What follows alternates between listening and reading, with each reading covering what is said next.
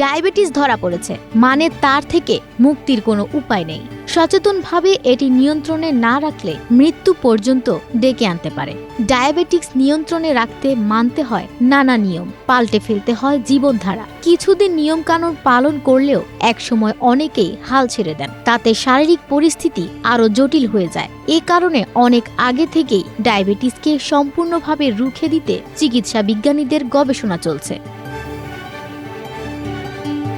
চীনের চিকিৎসা বিজ্ঞানীরা ডায়াবেটিস চিকিৎসায় এক যুগান্তকারী সাফল্য অর্জন করেছেন, যা এ রোগের ভবিষ্যৎ চিকিৎসা পদ্ধতিকে আমূল বদলে দিতে পারে। তারা প্রথমবারের মতো সেল থেরাপি ব্যবহার করে 25 বছর ধরে টাইপ 2 ডায়াবেটিসে আক্রান্ত 59 বছর বয়সী একজন রোগীকে সম্পূর্ণরূপে সুস্থ করে তুলেছেন। দীর্ঘদিন ধরে ইনসুলিনের উপর নির্ভরশীল ওই 59 বছর বয়সী ব্যক্তি তার অগ্নাশয়ের আইলেট কোষগুলোর কার্যক্ষমতা প্রায় সম্পূর্ণভাবে হারিয়ে ফেলেছিলেন, ফলে শরীর নিজে থেকে রক্তে গ্লুকোজের মাত্রা নিয়ন্ত্রণ করতে পারত না। 2021 সালের জুলাই মাসে সাংহাই চাংজেন হাসপাতালে এই রোগীর শরীরে উদ্ভাবনী কোষ প্রতিস্থাপন করা হয়। চিকিৎসার মাত্র 11 সপ্তাহের মাথায় তিনি বাহ্যিকভাবে ইনসুলিন গ্রহণ করা বন্ধ করতে সক্ষম হন।